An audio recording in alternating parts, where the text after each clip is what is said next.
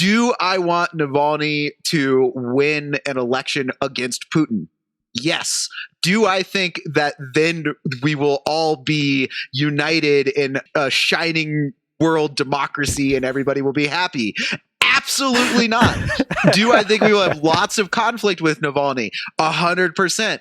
But Navalny, instead of Putin, hopefully gets the next generation closer to the ideals that we're talking about. Obama gets a lot of shit for saying, look, I'm out here trying to hit singles and doubles. That's what I'm trying to do. You know, I'm not trying to hit home runs. I'm trying to hit singles and doubles. And a lot of people are like, and it's like, no, but see, a lot of times what you're doing as president is try not to fuck up.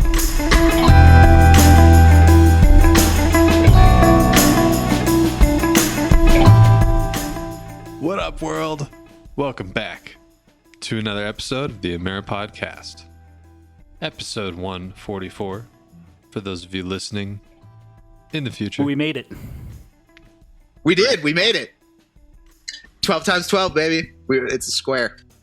Ooh, that's nice. Yeah, it Much is like nice. the Mars rover, we've made it.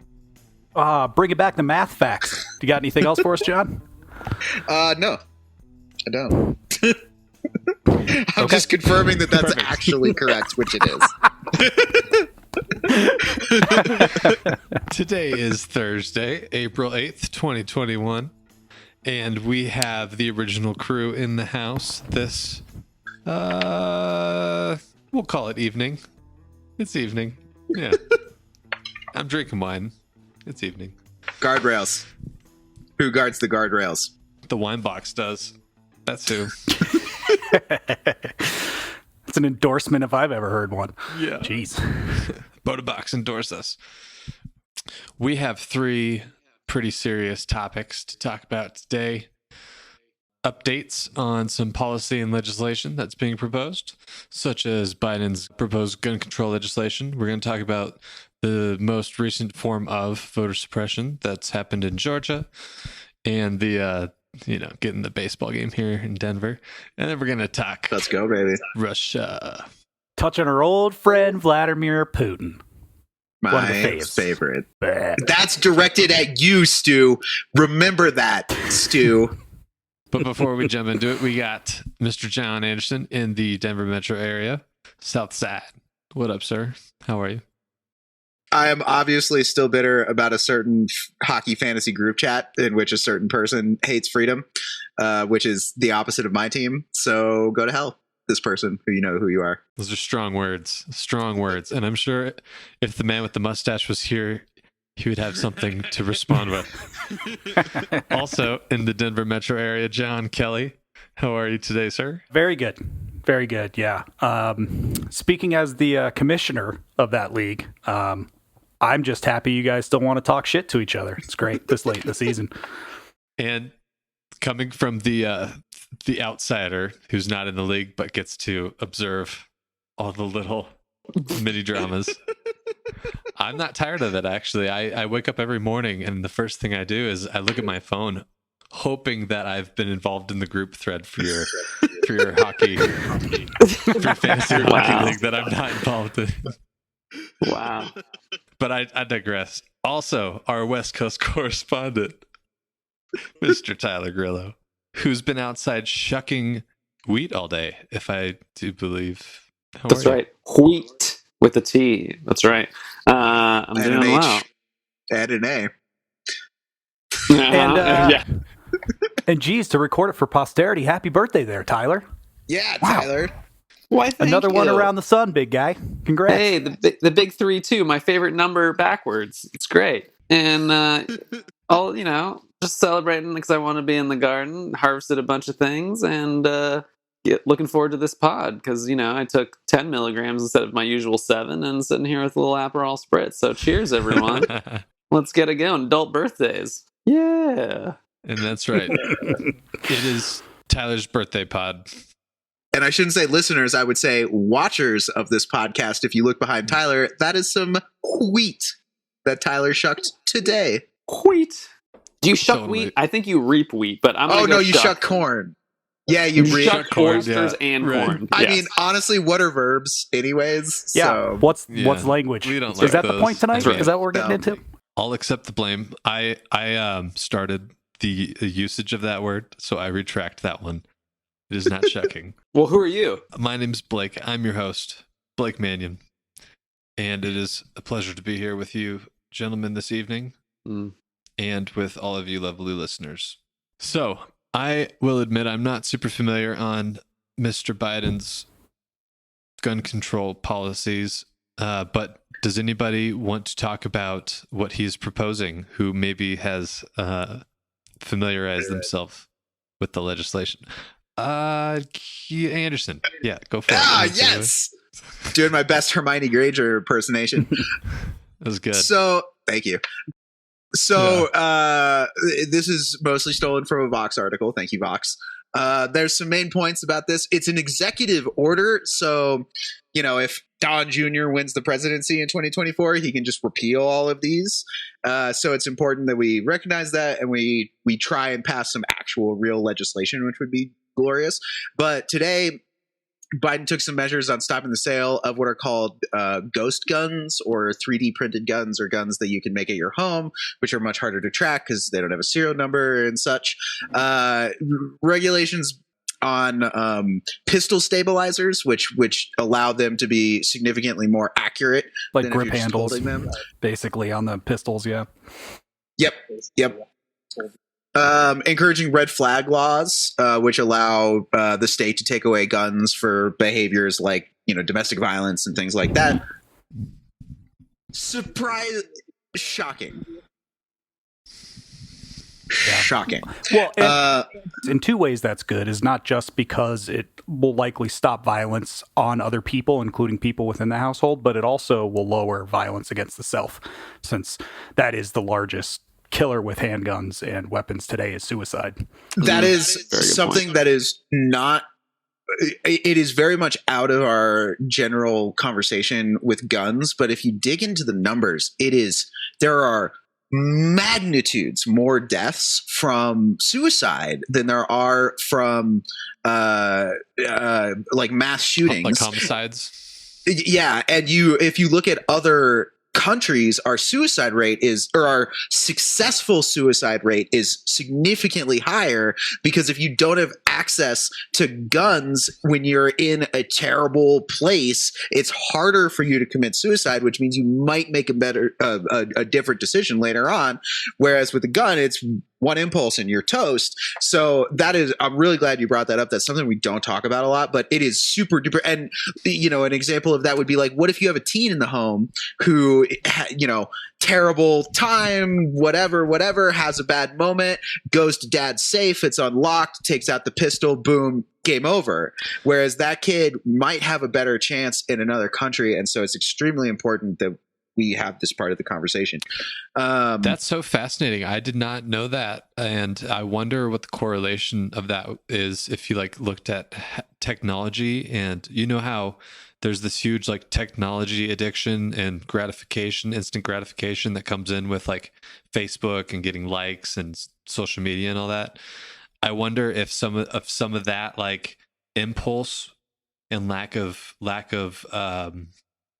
just the ability to step back and have some patience on a situation. I wonder if that's also contributed to those increased suicides. Possibly.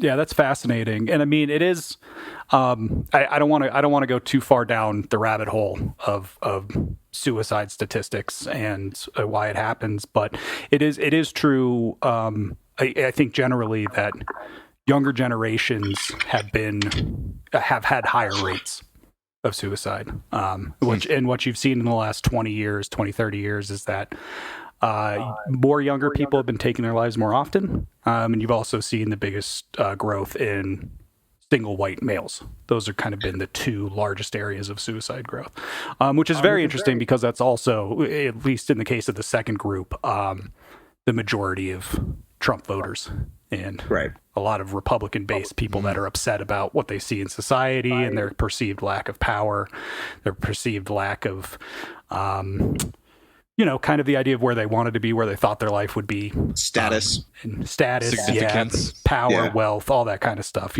all the above. But Go ahead, Todd. I don't know if I don't want to go us too off track, but it's like the narrative that comes from that on the right is, well, like, see, like, white men also have it bad. And I would submit that maybe the reason is actually the same reason why other people have it bad, which is white supremacy and patriarchy. Because turns out it actually sucks for white guys too. In the end, even if we get these breadcrumbs. The class war.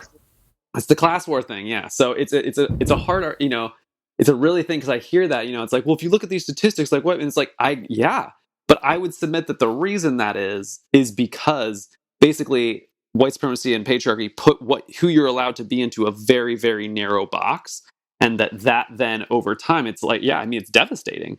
And what defines success and what doesn't, and if you don't hit those metrics, you're a failure. And but we don't need to get into this as a complaint about why it sucks to be a white guy, because I don't think it does. At the end of the day, I think you have some perspective. I don't know exactly what the cultural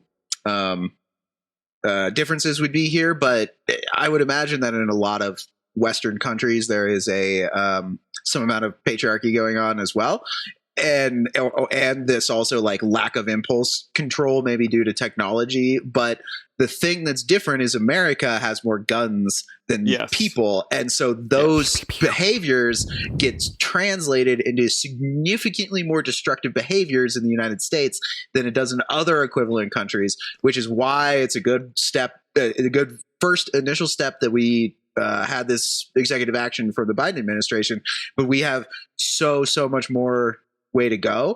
And a lot of these proposals have bipartisan support in the country, and so we should get them done.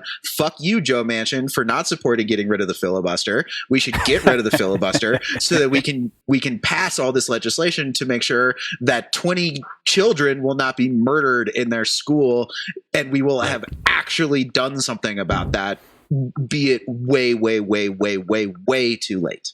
Yeah. Right. And in order to do that, we have to have the right people in Congress to make that happen. And, I would say the right people are the people who are going to vote for that. But, as in a democracy, it's going to be the people, us voting.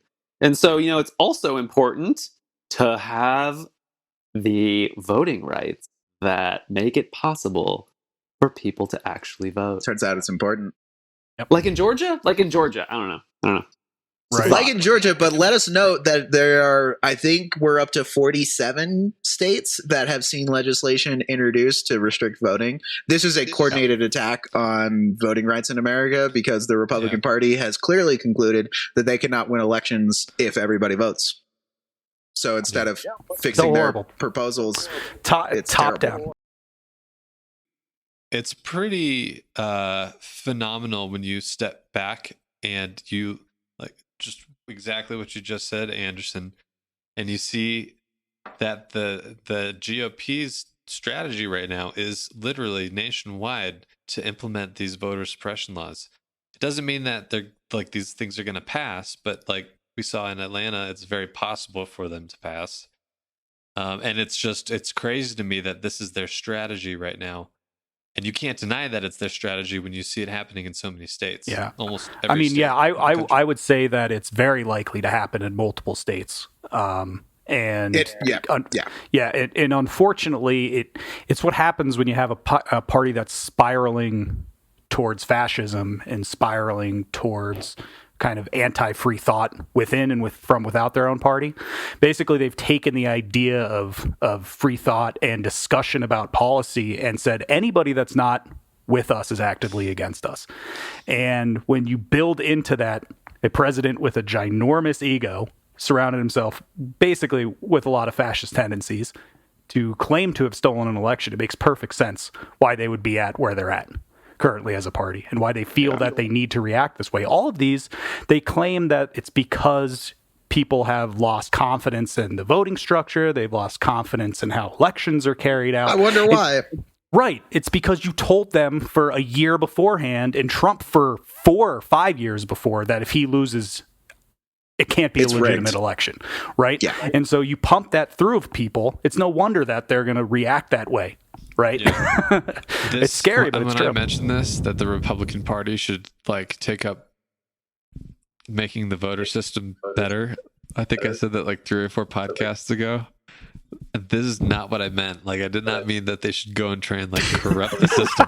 I meant like they should go and back try and check that sound audio. Go back and check that sound audio. What was like Blake 4 talking about? podcasts ago. It was what I meant was like they should make the system more honest and easier for people. That this is the complete opposite of that.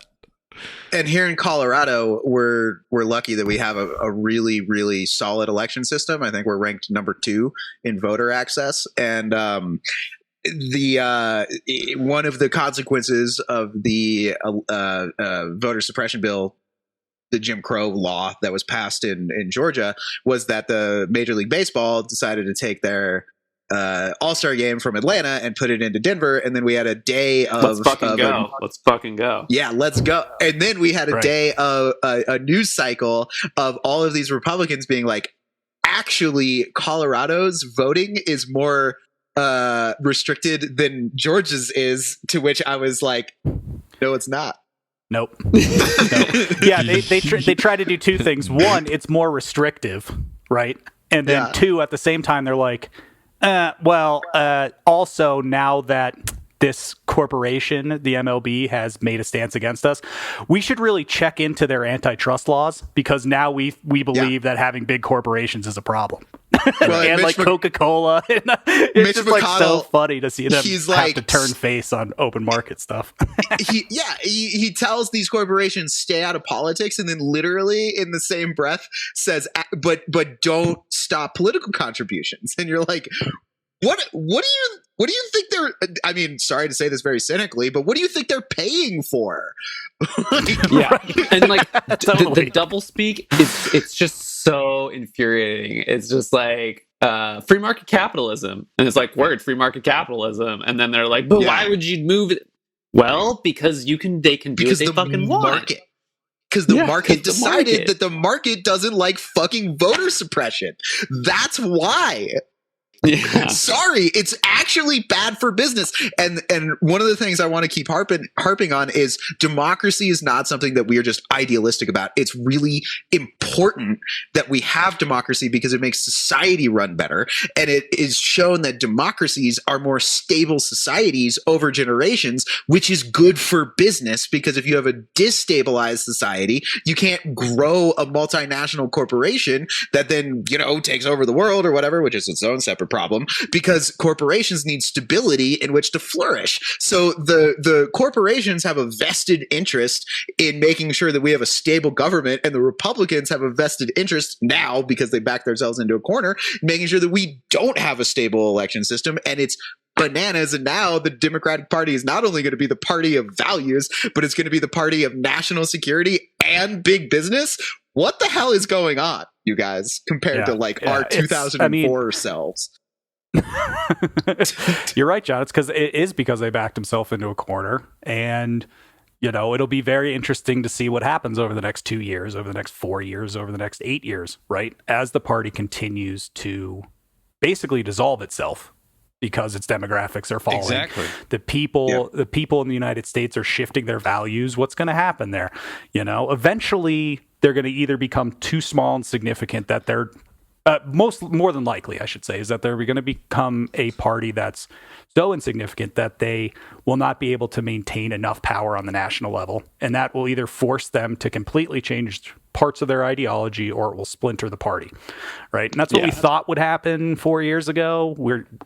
But it makes sense when you look at demographics and you look at the history that eventually it's going to splinter, or it's going to do complete U-turns on multiple issues to draw in voters. I mean, for example, one easy one for the Republicans to do would be to change their hardline stance on immigration, especially with the Latino voters, because there's a lot of Latino voters that are very much Catholic and very much right when it comes to their traditional values and how they view Trump the world made around gains in that demographic in 2020 compared to 2016. And it's like, listen, these people are out there. They're just like not winning. They're not winning races necessarily, which I think one could. I mean, there's like this thing that happens where conservatives go, It's like the same thing they do with the IRS. They just strip the IRS of all their resources and they go like, well, taxes are fucked up. You're like, yeah, taxes are fucked up because the IRS has no fucking infrastructure because you took it away from them. And it's like that same shit with voting laws. Or like, same with the post democracy, office. like, where democracy's on the line. You're like, yeah, because you are fucking stripping all the voting rights, you assholes. You know? But it's like there are still this is a little bit anecdotal, but like there are like legitimate old school Republicans like who actually are like reasonable humans, I would say, for lack of a better term phrase out there. Like so Lauren's mom, my wife's mother, everyone, shout out to Maureen Grillo, the goat. Yeah, Maureen, what up? She dated someone before Lauren's dad, so this was like probably late 70s, early 80s, who was like a Republican. So he was a senator and then he like lost, but he's still like active in the Republican Party and holds, whatever, various offices. So like, and then like they were like stayed in touch. So like Lauren, one time when Lauren was little, they like went to a fundraiser and Lauren was like, why did we like do that the other day? And like looked him up. And like, here's the thing. He like tweets about how like we need police reform, he like pushes, like, so he was like totally against Donald Trump, like supports like all of these like gun rights initiatives. Like this dude is like a totally reasonable person, but he's just like a fiscal conservative, but like and like more central on social issues, but like central is like pretty reasonable, but they don't get any play, right? Like nobody's pushing those people in the Republican Party because the Republican Party has doubled down on this other bullshit. Yep, and you're right. It's gotten more extreme, and maybe we'll all get lucky and Trump wasn't actually the symptom of the bigger thing that was going wrong in the Republican Party, right? That there's enough of those level-headed individuals like you're talking about, Tyler, that are fiscally conservative and somewhat sane, and Donald Trump wasn't a symptom of the bigger like threat within the party, but just like an outlier that brought some feelings up in the extreme wings of the party. But we'll have to see. It all depends on where they go as a party from here. Yeah. And another insane flip watching what the Republican Party has done over the course of the last 4 or 5 years is that we went from the party of Reagan, Mr. Gorbachev, tear down this wall, to the party of I hope that Putin wins in a debate against Joe Biden. Like, what the fuck was that? And so now we have this now I'm very interested to see how Biden does with his international relations. I think we might be coming up on a very important first conflict, visible conflict with Russia. Navalny,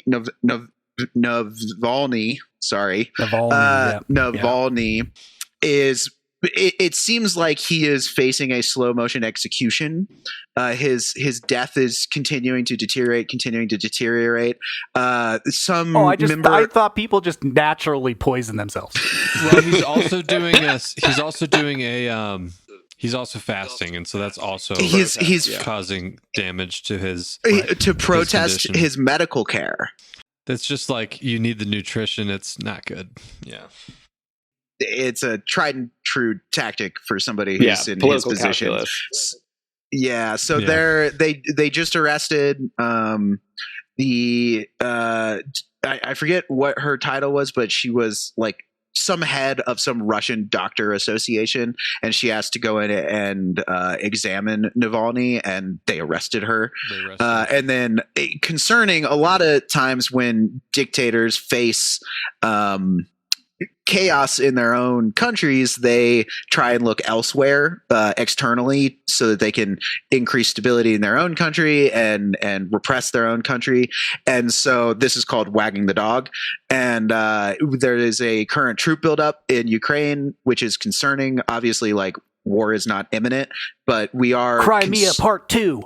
Yeah, totally. So we are very concerned about that. We need to watch for that because, it looks as though scared dictators are dictators we should be concerned about. And Putin's actions seem to indicate that he's pretty concerned about the Russian or the recent, shall we say, uprisings in Russia. And so this is something we really, really need to keep an eye on. Yeah. And Navalny, for those folks we didn't mention, he is the number one opposition leader for Putin, has been, but has had to flee the country multiple times. and lots of shit. So yeah, then he came back to the country, was put in prison, and there have been in the last. I guess it's all been in the last 6 months, maybe even the last 3 months, right? There have been some very large protests in some of the largest against the Putin administration. That 3 or 4 months, I think. Yeah. And they're so large that it's bad. Obviously, people get arrested, but they're so large. I mean, they're like the BLM protests out here, right? They're gigantic. Russia's got so many problems. Like, if you guys remember, maybe I think it was a year and a half ago when they had that radiation explosion at a nuclear plant, and that cloud was over Russia, and all these people were getting sick, and they tried to keep that under wraps. And then you have issues with their coronavirus rollout and the vaccines, and it's been building for so long now under the Putin regime. It's just a matter of time until there's a total revolution, I think, in that country. And let's be quite clear about it. Even towards the end of the Cold War, when you saw the cracks of the Iron Curtain come down and you got some actual real data from inside of what the USSR was, that they were far behind the United States in terms of economic capability, in terms of their infrastructure, and that's only gotten worse since 1991-92. They're basically a third world country that has nuclear weapons currently because of the way that they transitioned, and they didn't build infrastructure, they didn't invest back into their country. Putin on top and the oligarchs was oil processing. They just took weapons. As much money as they possibly could at the top. The oligarchs came in with Putin and completely changed the country into a quote unquote some sort of socialist democracy, which is a joke at best. And but that's what you're looking at. You're looking at the world's most powerful third world country with nuclear weapons, and that's what's happening within Russia. Putin's got a lot to blame for that, as far as the selling of, say, Russian property, government or property, and then buying with it, and trading. Basically, Russia sold to the oil companies, and that's where all their money came from, which then they invested into nuclear weapons. So, and the Russian people know this. Not only oil, they are extremely natural resource rich as a nation. They just done a terrible job underneath the permafrost and all that. Oh yeah, yeah, and I think it's important. I mean, I think it's just worthy of a note that there's sometimes narratives in conflicts between countries that the people believe in it, and I think what we're saying implicitly, but I want to say it explicitly, is the Russian people know this is fucked up, right? And sure, are there Putin loyalists? Yeah, for sure. But I think a telling thing that is interesting to me is the Russian people that I've known in my life, they've told me they're Russian people love America. Because the Iron Curtain came down, they're yo, this is dope. Mm-hmm. And then they learned that they were oh, all that shit that our government's been feeding us, that's fucking propaganda. That's not true. And that and when I was in Russia only for a few days, people were stoked. They were yo, an American, let's get down. Some people did also try to rob me, but hey, that happens everywhere. So right, true. But I think that's really important because it's Russian people know that shit is fucked up. Obviously they're under. It's a weird thing where they get a slew of propaganda, but they do also have access to other media sources. And so it's a strange thing. And I do think that there's the thing is Russia's fucking huge, right? So it's how does a revolution in a country? I mean, it's happened before, but it's it's fucking huge. Plenty of times. Yeah, plenty of fucking times. Right. Yeah. So but there's a critical mass. There's a large critical mass. Navalny himself is also a complicated political individual. 100%. I'm not going to sit here and say that I'm going to throw my support behind him if it came to a free election in Russia if I was there, but it's trying to topple down how John's been calling it, a dictatorship, because that's really what it is, an oligarchical dictatorship within the country. And you have to get rid of that first before you can have any meaningful shift towards a democracy where people actually can decide, right? Navalny for a long time was anti-immigration, was anti-European Union. He was very much on the right. He's pro Crimea annexation. Yep. I think he's very much on the right, but he's a little less on the right than Putin is. Yeah, that's a very, great. a lot of times, I hope this is implied in what we talk about, but we're most of the time we're not advocating good positions. We're advocating better than the alternative positions, and so that's kind of what politics is. If you haven't caught on yet, that's mostly what politics is. The idealistic way to say that is politics is the art of the possible, and so. Do I want Navalny to win an election against Putin? Yes. Do I think that then we will all be united in a shining world democracy and everybody will be happy? Absolutely not. Do I think we will have lots of conflict with Navalny? 100%. But Navalny, instead of Putin, hopefully gets the next generation closer to the ideals that we're talking about. And that's, Obama gets a lot of shit for saying, look, I'm out here trying to hit singles and doubles. That's what I'm trying to do. I'm not trying to hit home runs. I'm trying to hit singles and doubles. And a lot of people are like, and it's like, no, but see, a lot of times what you're doing as president is trying not to fuck up. And so making your goal be singles and doubles means that you're not fucking up the world. And so this is, that's what we're hoping with Navalny too, is the world will be a little bit better probably with Navalny, just like I'm sure a lot of Russians, well, maybe some of the Russians were like, the world's going to be better with Biden than it would be with Trump, just to kind of like turn the tables. We're looking for more stability. We're looking for better governance for individuals. And it's not like sports. We're not rooting against the Russian people. Yeah. Right, I will vote. I will root against their national team. 100%. Okay, well, yeah, beat those red team up and down. Let's bring this back.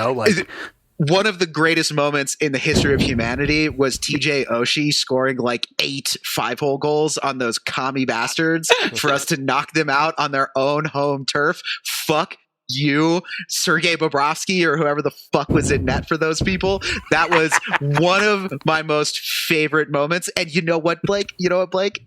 It's political, which means it could be on this podcast because it's the topic that we're talking about right now. So TJ Oshie, Commander and Dangle Chief, you will forever be in my heart. Commander and Dangle Chief. Let it slide.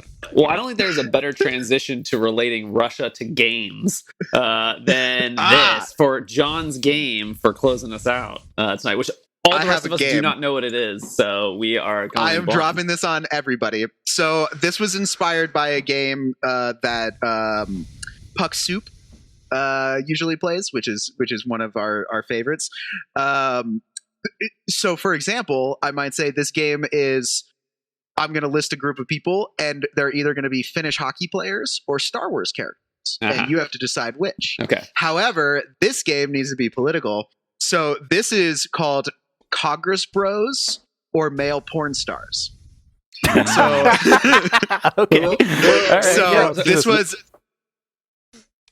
Congress Bros or Male Porn Stars. So this was inspired by our friend Matt Gaetz.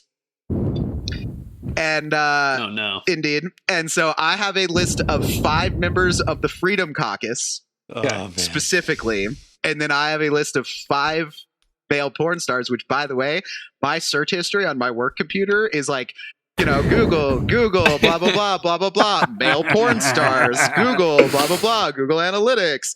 It's a whole thing. Well, so I need to know what those blah, blah, blahs are. Otherwise, I'm not that. It's a lot of like Podbean and things like that. Like, sure. Yeah. So, before you get in, how do we actually play this? Are you asking each one of us one of correct. the people, and then we have to choose? Okay. So, Kelly, I will look at you and say, Tolvi Tolvanen, is that a Finnish hockey player or a Star Wars character? And then you will say, I think it's a hockey player. And I'll say, correct, you get a point. And I have 10 of these, and so we can use one as a tiebreaker or such. But each of you will get 3. Great. Wait, so they're not all? It's not just like all porn stars or Congress people. It's like one or the other. One or the other, baby. No, it's one or the other. No, they're either they're either male porn stars or members of the Freedom Caucus. Okay, so it is one or the other. Dirk Diggler. Let's go. Oh wait, that's Boogie Nights. What am I thinking? Okay. All right, who wants to start? I'm game. I'll keep score. All right, Tyler. Tyler Nixon, porn star or Congress bro? See, I really wish I Tyler knew. Nixon. This is perfect that you used. I mean, I really just wish I knew how it was spelled. You know, because that's always the giveaway. With I'll porn. read it. I'll read it to you. TYLERNIXON. Okay, then Gives a I'm gonna whole new meaning to tricky dick, doesn't it? I'm gonna go with Congress bro. Porn star. Oh! Incorrect. All right, Blake, you're up next. Bo Brooks. Bo Oh. Brooks. Congress bro or porn star? Definitely a porn star. No! Congressman. Congressman. Congress bro. Really? Member of the Freedom Caucus. Wait, hold on. Let me pull up. Oh yeah, I remember Mel Brooks. I remember there's some shit about Mel Brooks. He was part of the insurrection, if I remember correct. Oh yes, I think you're right. That's Really? right. That's right. Yeah, I think he spoke Sounds right. Yeah. before Trump did. So Mo Brooks, where are you from, buddy? From the Alabama Mississippi. 5th. Alabama. Oh, I guess Mississippi. So close. Kelly, Yeah, lay it on me. Barry Moore. Barry.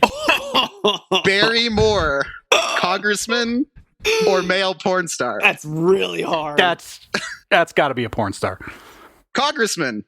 Ah! Well, I know what my porn star name is going to be now. Damn. Okay that- then. From the Alabama 2nd, hailing. Ooh, Man, sorry. it was just like the whole like Drew Barrymore connection. I was thinking male porn star playing off. Yep. Okay. Yeah. Poor dick. All right, I was well, thinking Yeah. bury, like Yep. bury your dick more. I'm just going to say, by the way, Yep. we need. I just realized that my side hustle is becoming a porn star, taking this name to hijack the SEO. All right, let's go. Yes. Love it. Let's go. Wow. All right. Tyler. Yeah. Marcus Dupree, Ooh, pretty sure that's a congressman. porn star. God That's a damn porn. it. Yeah, I actually knew that one. know You know what? Yeah. Here's the problem. The real problem is I recognize these names, but I don't know if I recognize them from porn or From porn or from. That's the issue. All right, Man, Blake. Either there's going to be a fat line of male porn stars, or John's just trolling us, and these are all going to be Congress people. God, I should have done that. All right, Blake. Andy Biggs. Ooh. No, that's got to be a congressperson. That is a Congress bro. Correct. Oh. Blake gets a point. Blake gets a point. Take Blake it, I gets need a it. point. I need my point. All right, where is Mr. Biggs from? Mr. Biggs, where are you from, bro? My first thought was actually Sex in the City. Oh yeah. Yep. Well, I mean, Biggs, come on, male porn star. Like, I know. he hails from the Arizona 5th. So By my 5. strategy is to do. I take whatever logic hits me first, and then I do the opposite. That's my strategy. Okay. Wow. Nice. Nice. I should have saved that one for Tyler so we could have like a multi-step, like mind meld. Like, did he do it to do it, or did he do it to actually do it and not do it? Blah blah blah. All right, Kelly, Ricky Johnson, Congress bro or male porn star? Ricky Johnson. Porn star. Correct. Yeah, good job, good job, good job. Get that Johnson. The Johnson. Get that, yeah, the Johnson. All right. I would assume that if he would have been a congressman, he would have been like Rick Johnson or Richard Johnson. Yeah, Or maybe yeah. maybe it's short for Right. Rico, which is rich in Spanish. Could be. I mean, Yeah. I'm just surprised Rico you go Johnson. Dick Johnson. Dick Johnson. Yeah, right. You missed the 2-foot putt on that one. All right, Tyler. See if I can get on Lee board. Zeldin. Lee Zeldin. I think I actually know this one. Okay, well then if Blake's Congressman. gonna say it, then it's got to be a porn star. That's all I'm gonna say. Lee Zeldin hails from the New York 1st District. Damn it! Correct. Where is All New right. York first? That's got to be the city, right? New York Doesn't matter. won. I would have. Well, maybe no. It's got to be upstate because he's a Republican. Yeah. Okay, yeah. So it's Yeah. it could be around Albany. Yeah. All right. Who's up? Blake. Blake's up, I think and then it's me. I think Tyler's got 0 points. No, he didn't So be in the let's check tiebreaker. in. We have 3 left. The score is Tyler 0, Blake 1, Kelly 1, which should tell us I'm some out. things about how the Freedom Caucus rolls, or I Yeah. guess the parents of the Freedom Caucus. or on the other hand, how good we are at identifying Freedom Caucus individuals. Sure. Freedom Caucus. All right, Blake. Owen Gray. Congress bro or porn star? Congress, bro. Porn star. Shit. Definitely a porn star. Tyler's like, Definitely. yeah. How do you know? Who gave it away? Great. All right, Kelly. Are you ready? For the win. Come on. All right. Ted Budd. Ted Budd? Ted Budd. TEDBUDD. Ted Budd. Is he a porn star or is he a Congress bro? Oh, man. Don't fuck it up. Don't fuck it up. Because of the double D, I'm going porn star. Good call. It's a good call. Congress bro. Wow. Hails from the North Carolina 13th. Lucky number 13, baby. No, lucky number 13. Dang. Okay. That means we get a tiebreaker, All right. right? Yeah. So Tyler, I'm sorry you've been eliminated. Wah wah. Don't know my porn stars or my Congress. Sorry, Tyler. Blake, this is Like for the way- win. You're an excellent game host, Mr. Anderson. Please- Thank you. I do what I can. Blake, Steve Holmes, is he a porn star or is he a Congress bro? Steve Holmes. I can Kelly spell knows. it for you. I Kelly can knows. also use it in a sentence. You could both write it down and then you could Oh, reveal. yeah. Write it. That's Write it smooth. down and Write reveal. down. Write it down and reveal. Write it down. Blake, Write it down and Blake, reveal. edit in the Jeopardy music. Yeah. Edit. Wah, wah, wah, wah, wah, wah, wah. I'll run it until we get the cease and desist. Right?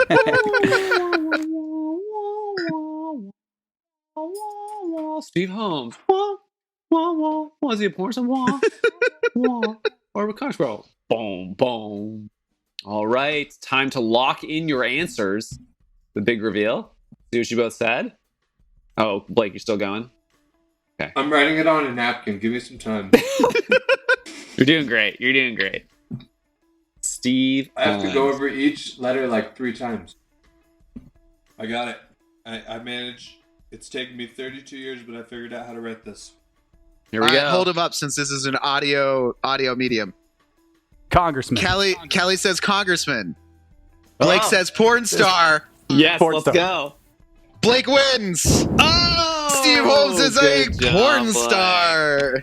Good Yeah. job, Blake. I thought it was going to be a porn star. I thought you were probably tricking after John Holmes, the very famous porn star, bringing in another different Holmes. Oh, yes. I don't know. That wasn't even on your radar, was it? No, that went But it totally was on over my Kelly's head. radar. Yeah, but we've learned some things, I think, through that. Yeah. I am Well, a history nerd of all things. Of all, This is it's true. a very All. Congratulations on the win, Blake. Yeah, great Yeah, win, Blake. Big Thank you very W. Good much. job. Thank you very much. He dropped his Appreciate headphones and it. walked off. And I hope you listeners all learned something here today, specifically about us. I hope you all learned something about what we pay attention to in life. That's fair. No one knows what to say after that. Don't do drugs, kids. Godspeed.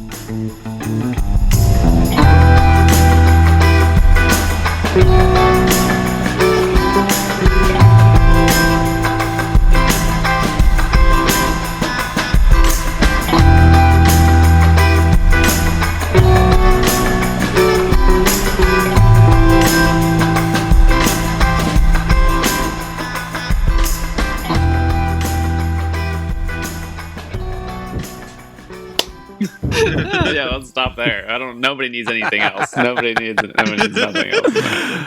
And John got the Godspeed in, so that's good. Yep. Yeah. So we're good. We're set. I'm shut it down.